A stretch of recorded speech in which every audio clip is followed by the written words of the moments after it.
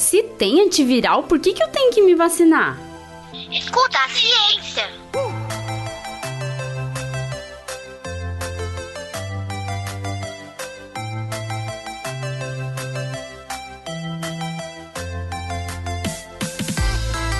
Olá, eu sou a professora Letícia Sarturi, sou mestre em imunologia e doutora em biociências e fisiopatologia.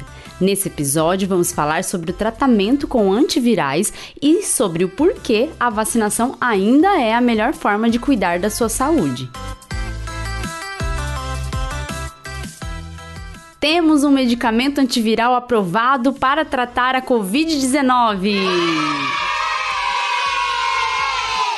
Mas espera, então as vacinas não são mais necessárias? Vai com calma, cara. Medicamentos devem ser as últimas barreiras para proteger a nossa saúde, se já temos vacinas eficazes na prevenção disponíveis. E esse medicamento antiviral que estamos falando não é capaz de te proteger tanto quanto uma vacina te protege do adoecimento grave e da morte por Covid-19. Escuta a ciência. E que medicamento será que é esse? Eu digo? Diga! Rapaz, eu acho que eu não sei se eu digo. Diga! Não, eu não tô falando de hidroxicloroquina e não, eu não tô falando de ivermectina. Eu tô falando de um antiviral mesmo. Hidroxicloroquina e ivermectina são medicamentos que têm ações sobre parasitas, mas não têm uma eficácia comprovada para vírus como o SARS-CoV-2. E por isso, esses medicamentos não são considerados antivirais, certo? Certo, mano. Eu tô falando do Molnupiravir, fármaco desenvolvido pela farmacêutica Merck.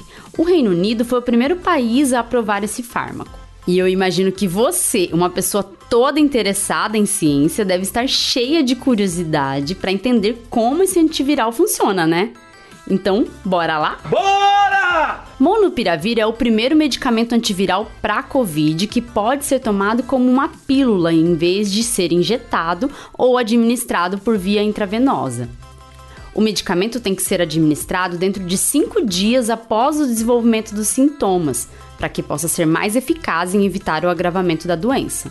Sim, porque o Molnupiravir pode ser capaz de reduzir em 50% as hospitalizações e óbitos pela Covid-19. E para chegar à utilização deste medicamento na Covid-19, logicamente são feitos vários estudos. Os fármacos caracterizados como antivirais devem ter mecanismos de ação que justifiquem seu uso como antivirais. Para selecionar, então, substâncias que podem ser promissoras em tratar doenças virais, os cientistas testam várias substâncias in vitro. Essas substâncias geralmente são constituídas de estruturas moleculares que podem interagir com moléculas importantes para a replicação do vírus. E aí, se o fármaco, além de se ligar a moléculas do vírus, consegue interferir na replicação, que é a multiplicação do vírus, esse fármaco pode ser um possível antiviral. Os testes in vitro nos dão um caminho para que testes em animais de laboratório possam ser realizados. O teste em animais confirma não só se o medicamento funciona como um antiviral, como também indica se o medicamento é seguro. Medicamento seguro é aquele que apresenta poucos efeitos adversos e não representa um risco maior que o risco da doença para a qual ele está sendo proposto a tratar. Tá bem testado o medicamento? Ainda não, porque é necessário testar em humanos. Primeiro eu. O teste em humanos é composto de 3 etapas antes da disponibilização do fármaco para o uso na população. Você já conhece essas fases porque já expliquei em outros episódios. Nessas fases são testadas a segurança e a eficácia do medicamento. E no final da fase 3, o medicamento pode ser aprovado para uso na população. Sendo que na fase 4, a população em uso do medicamento continua sendo monitorada para avaliar as reações adversas ao medicamento. Escuta a ciência. No caso do Molnupiravir, os testes indicaram uma redução de cerca de 50% no risco de hospitalização e ou óbito. Nos ensaios clínicos do medicamento, dentre os 775 pacientes que adquiriram a Covid-19, 7,3% dos que receberam o medicamento foram hospitalizados, comparados com 14,1% dos pacientes que receberam um placebo ou uma pílula fictícia. No grupo de pessoas que tomaram Molnupiravir, ninguém morreu, mas 8 pacientes que receberam placebo morreram de Covid. Como a gente percebe, a redução do risco de adoecer gravemente e vir a óbito não é muito alta, infelizmente.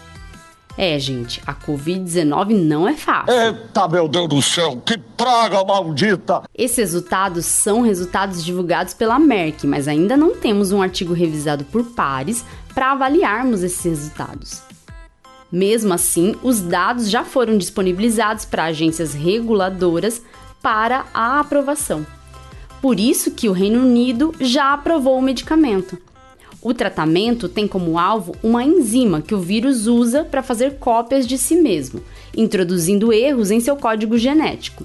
Isso pode impedir que o vírus se multiplique rapidamente, mantendo uma quantidade baixa de cópias de vírus no corpo, e assim temos uma redução da gravidade da doença. Esse tipo de mecanismo de ação não é novidade. Geralmente, os antivirais buscam interferir na replicação do vírus para impedir a progressão da doença. Antivirais não trabalham como os antibióticos que você toma para matar as bactérias. Os antibióticos podem ser muito eficazes em curar uma infecção bacteriana se utilizados adequadamente e se as bactérias forem sensíveis ao antibiótico utilizado. Mas vírus é bem diferente de bactéria, gente. Primeiro porque vírus nem ser vivo é. Chula, derrubada, cara de carranca. Tu faz isso pra querer ganhar ibope, mulher. Mas o ibope que tu vai ganhar é 3 tapas na cara. Vírus são conjuntos de moléculas que precisam estar dentro das células para manterem sua replicação. Como um vírus utiliza da maquinaria celular para se manter, logo que a gente se infecta por um vírus, ele vai infectar suas células para seguir seu ciclo de replicação. Assim, dificilmente a gente tem vírus fora das células. Já as bactérias são capazes de colonizar ambientes extracelulares, porque bactérias são seres vivos e têm autonomia para viver fora de uma célula. Pensando nisso, a primeira barreira que um antiviral deve atravessar é a membrana das células, para que o vírus que esteja dentro da célula possa ser atingido pelo fármaco. Atacar um vírus sem prejudicar muito as nossas células é um desafio e tanto. No caso do Molnupiravir, os efeitos adversos não foram diferentes entre quem tomou o medicamento e quem tomou o placebo, e, portanto, o medicamento não agride tanto o nosso organismo. Mas sim, grande parte de medicamentos antivirais apresentam muitos efeitos adversos. Principalmente em infecções que podem se cronificar, como a infecção por HIV, em que o vírus permanece por muito tempo provocando a infecção. Nesse tipo de infecção, é necessária a utilização de tratamentos múltiplos, coquetéis, compostos por fármacos que atuarão em diferentes momentos do ciclo viral. Escuta a ciência. Vírus de RNA, como o SARS-CoV-2, são mais complicados, pois podem fazer mutações que dificultam a ação do fármaco. Mas apesar disso, temos aí um antiviral. E ainda outros estão sendo testados. A Pfizer também anunciou os testes de um medicamento antiviral, também de uso oral, que foi capaz de reduzir em 89% o risco de hospitalização ou morte por Covid-19. O antiviral da Pfizer deve ser tomado dentro de 3 dias do início dos sintomas, mas ainda não foi aprovado por órgãos regulatórios. O Paxlovid, esse é o nome do medicamento da Pfizer, pode ser mais um antiviral para somar ao Molnupiravir no tratamento da Covid-19, da Covid-19 leve a moderada. É uma esperança e tanto para o tratamento, mas esses tratamentos não substituem a vacinação. A vacinação é muito eficaz na redução da gravidade da doença. A gente só tem que contar com os antivirais caso haja uma exposição ao vírus mesmo depois de vacinados. Uma coisa muito importante, todos os testes desses antivirais foram feitos em pessoas não vacinadas. Então, se já houve redução no risco de hospitalização e óbito em pessoas que não se vacinaram, imagina com a vacinação o quanto essas terapias podem juntas ajudar a diminuir a gravidade dessa crise sanitária que estamos vivendo. Por isso, vamos somar os cuidados para que possamos passar por tudo isso juntos e todos vivos. Vacine-se, use máscara quando sair de casa, prefira locais ventilados. Assim, você nem vai precisar futuramente usar um desses antivirais, porque a Covid nem vai chegar em você. Escuta a ciência. Tchau, tchau e até o próximo episódio.